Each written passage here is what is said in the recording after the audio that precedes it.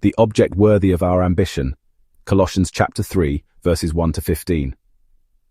Have you ever walked into a room and suddenly remembered what really matters? Maybe it was a funeral, a wedding, a baptism, or even just a quiet moment when God tapped you on the shoulder and whispered, "Look up." That's exactly what Paul is doing in Colossians chapter 3. He's telling Christians to lift their eyes, to stop being distracted by the dirt and noise of the world, and instead focus on heaven. Why? Because heaven is where Christ is. And if you belong to Christ, that's where your heart should be too. Let's explore this together.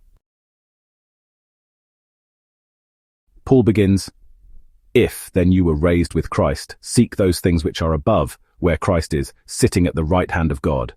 Now that "if" doesn't mean Paul's uncertain. It's like saying, since you've been raised with Christ. He's talking about your baptism, your burial and resurrection with Jesus. You didn't just get wet, you were spiritually raised to a brand new life. Imagine stepping out of a grave, blinking in the sunlight, and realizing you're alive again, but this time for God. That's the picture here. You used to chase things that rot and rust.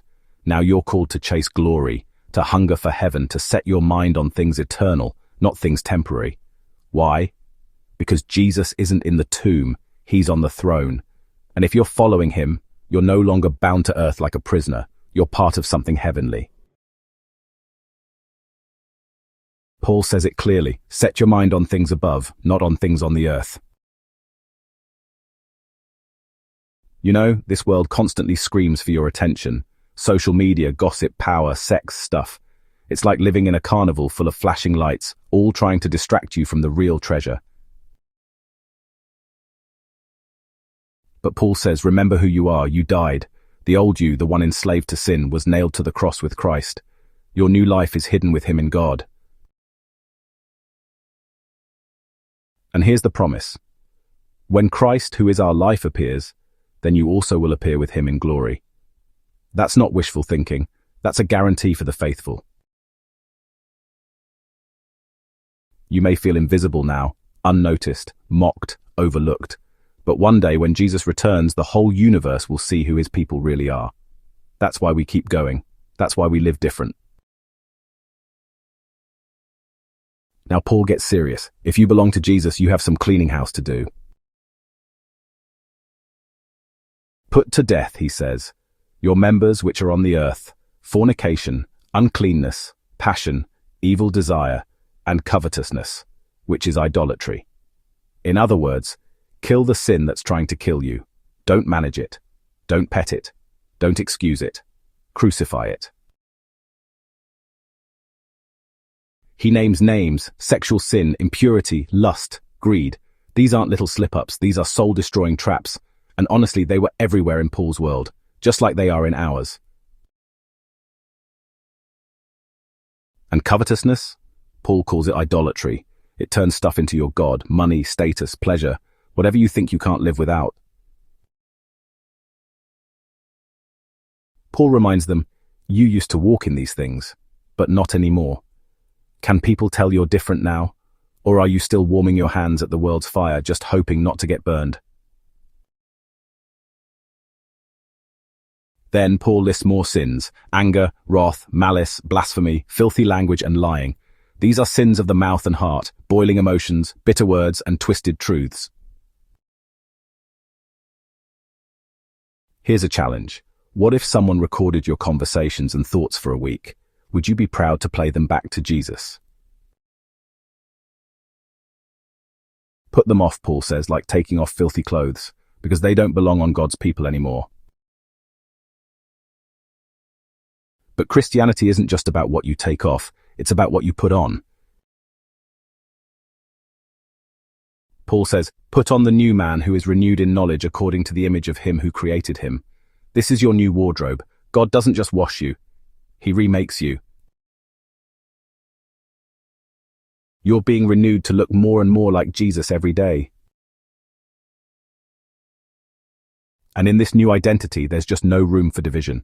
No Jew or Gentile, no rich or poor, no famous or forgotten. Christ is all and in all. You know, the world loves to divide, but Jesus, he loves to unite. He tears down the walls we build, because in Christ every soul matters equally. So what should a Christian wear? Well, Paul gives us a list.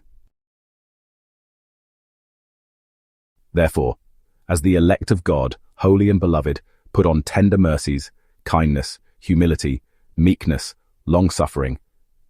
These aren't just good manners. They're the character of Christ. They're how you live when you've been rescued from sin.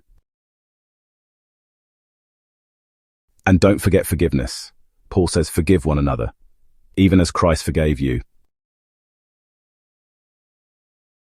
Let me ask you, how would you want God to treat you? That's how you must treat others. No grudge, no bitterness, no scorekeeping, just grace. Then Paul sums it up. Above all these things put on love, which is the bond of perfection. Love is the overcoat that holds everything else together. It's the heartbeat of the new man. Without love, your Christianity is just a costume. With love, it becomes a witness. Finally, Paul says, let the peace of God rule in your hearts, to which also you were called in one body, and be thankful. God's peace isn't passive. It's not just feeling calm. It's an active ruler, like an umpire calling the shots in your heart. When you're not sure what to say or do, let peace be the guide.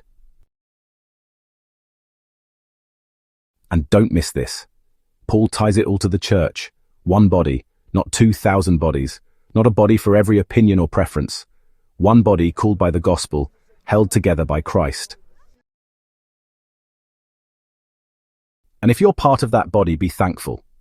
Gratitude changes everything. A grateful Christian is a faithful Christian. So what is your life aiming at? Is it, pleasure, or maybe power, popularity, or are you aiming higher, toward heaven where Christ is? Paul says to aim for the things above, to die to the old ways, to live for the one who gave his life for you, to dress in mercy, kindness, humility, and love, to let peace rule and to be thankful always.